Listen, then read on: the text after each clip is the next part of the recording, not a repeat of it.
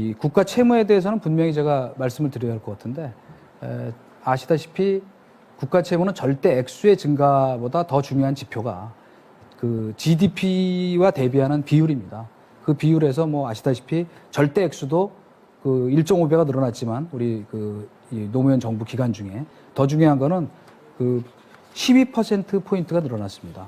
노무현 정부 5년 동안 저희는 지난 4년간 GDP 차지하는 국가 채무 비율이 3% 포인트 늘어났습니다. 그리고 이거를 2013년에 0%, 그러니까 중과율을 0%로 줄이겠다는 목표 아래 이번에도 나름대로 복지 재정을 28%나 늘리면서도 28.5%죠 정확하게 총 지출해서 그러면서도 다른 곳을 줄여서 균형 예산 짜고 그다음 그거에 대해서는 도대체 저희가 어떻게 해석해야 할지 상당히 혼란스럽다.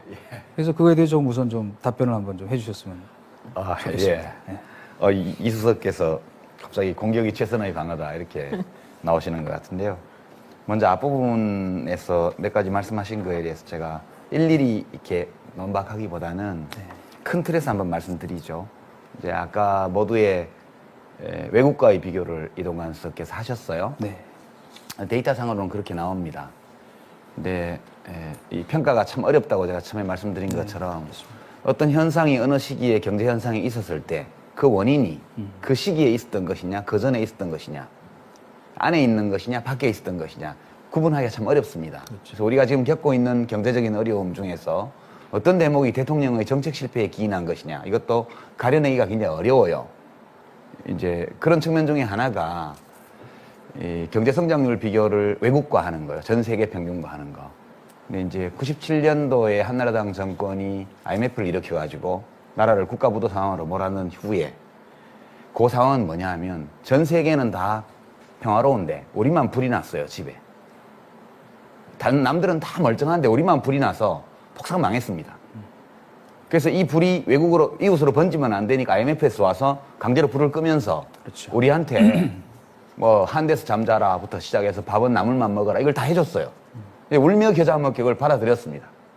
그리고 나서 한 10년 동안 그 불타버린 폐허 위에서 나라를 재건하느라고 굉장히 힘들었어요.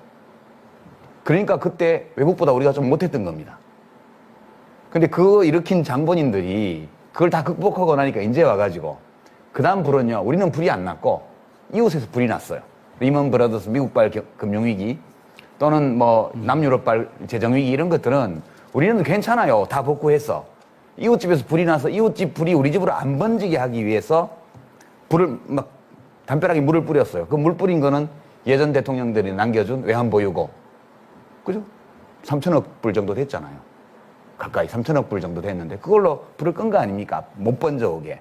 그러니까 이렇게 복잡하게 얽혀있기 때문에 이거를 정권별로 잘라서 이렇게 비교해 버리시게 되면 이건 이제 공정한 평가가 어렵다 그 말씀 드리고요. 연관해서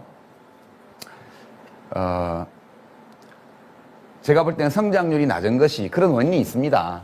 동네에서 불이 났기 때문에 우리 집만 안전할 수가 없어요. 그런 점에서 이 3%도 안 되는 성장률의 책임을 이명박 대통령의 정책 실패에만 전적으로 책임을 묻기는 어렵다는 점을 제가 인정을 합니다. 그러나 그럼에도 불구하고 이 물가 관리만큼은 실패한 것이라고 저는 말씀드리고 싶어요.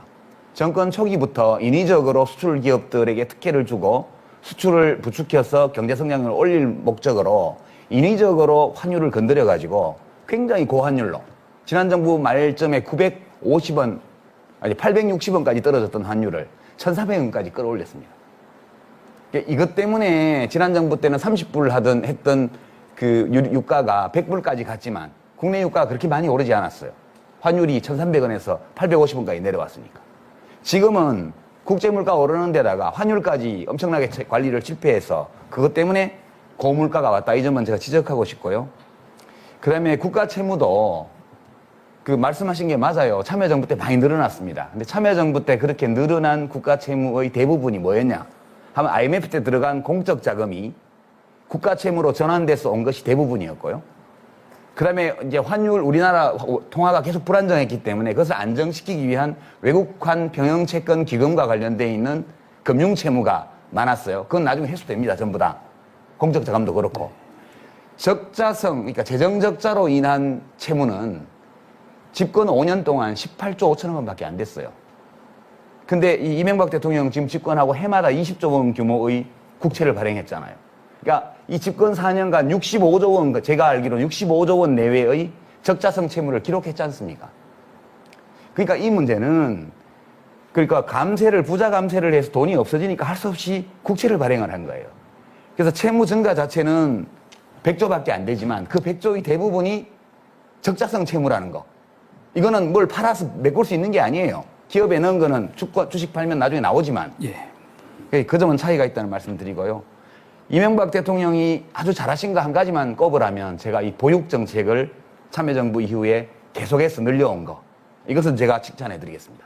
그러니까 제가 오기 전에 대통령께서 뭘 잘하셨나를 계속 찾아봤는데 하나도 안 보여서 굉장히 고민하고 있었는데 오늘 아침에 그 발표가 난 걸 제가 언론에서 보고 이것은 오늘 아침 발표가 아니라도 지난 4년간 영유아 보육에 대해서는 꾸준히 보건복지부에서 예산 지출을 증가해왔기 때문에 이것 하나는 잘 하신 거다. 그렇게 말씀드립니다.